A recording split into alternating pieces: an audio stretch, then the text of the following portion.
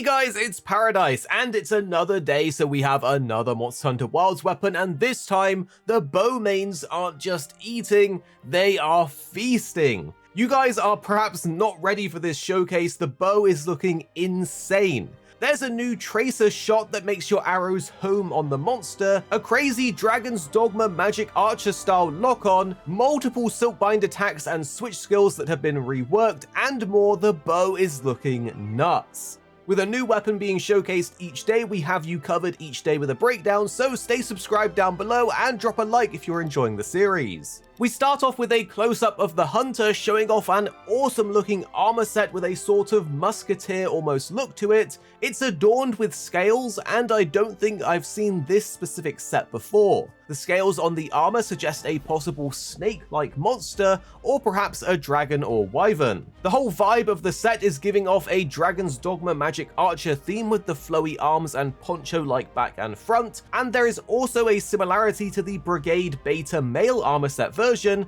but the male version in the splash screen's helmet is completely different. I do love the way the helmet here looks though, and then we get to the first gameplay demonstration where we see some mid-ranged attacks with what looks like a shot followed up by two power shots firing off a cone of arrows. Next we actually get to see some UI, which is proving to be fairly rare in these previews, as we see the hunter load power coating and each shot consumes one. After this we see the hunter charging a shot, and after two dings they shoot a level 3 shot that flinches the monster.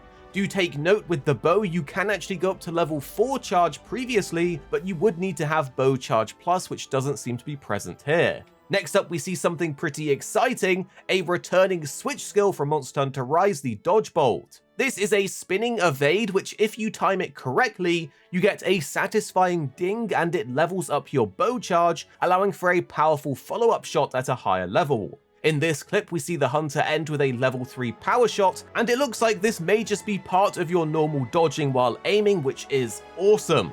Do notice how the new dodge bolt, when proccing the dodge, causes the hunter to do a little flip, but this does increase the animation time of the dodge instead of doing the small spin. So this may impact the speed of your bow rotation after proccing this new type of dodge bolt. Next we see many bow mains' favorite dance. The hunter shoots as he dodges between shots to maintain his charge level. But interestingly, it ends with a jump shot, which looks familiar but different to the focus shot silkbind attack in Monster Hunter Rise.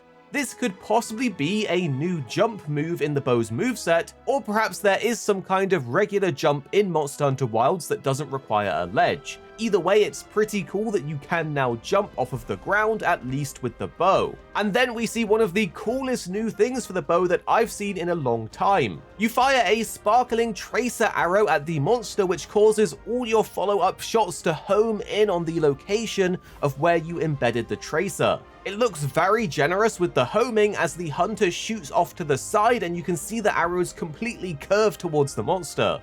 Also take note, the Dragon Piercer at the end also homes in on the tracer arrow, which is just nuts. The Dragon Piercer does still pierce through the monster for multiple ticks of damage, and actually pops the tracer arrow, causing an explosion of what looks like fire damage. This fire damage looks similar to the Sword and Shield showcase where the Heat Edge was used that also deals fire damage. The subtitles here actually explain that after enough time or damage is dealt, the tracer arrow will explode, as seen with that Dragon Piercer. Next we see the Focus Strike, and this is where things get even crazier. The hunter fires off an arc shot that rains arrows down, which looks different to the arc shot in Monster Hunter World that fired the little balls that dealt blunt damage. After this, we see a new UI element with a large circle as the hunter locks onto the monster's red wounds and weak points, and notice the two different types of lock-on effects. The red wound points have a larger target reticule, while the other areas of the monster have a smaller grey crosshair. The hunter then looses a bunch of arrows into the air that home in on the lock-on points, dealing weak damage all over the screen with a ton of sixes everywhere. It looks like there's a second part to this focus strike though that's baked in, as the hunter immediately goes into a Dragon Piercer that also pops all of the wounds on the monster, dealing both regular and weak point damage for massive damage numbers this time, as we can see 100, 150, 50, and more compared to the previous sixes. Any Dragon's Dogma fan, and specifically Magic Archer players, will see the similarity here between this move and the Seeker Arrow in Dragon's Dogma that had you lock on to multiple enemies or weak points for a homing shot. This move is definitely inspired from Dragon's Dogma, which is pretty cool considering they're both Capcom games. After this, we see a short clip that looks similar to the aerial aim Silkbind attack in Monster Hunter Rise. It is, however, perhaps a toned down version this time, as that move in Rise was just insane. The hunter leaps up into the air for an aerial shot down on the monster, and previously in Rise this was great to avoid an incoming attack and deal massive damage as you could shoot multiple times in a row, but here we see the hunter only fire once before the clip cuts off. Also, with the zoomed in camera angle and the monster not being aggroed, this does look like a sneak attack, which is a new multiplier added into Wilds.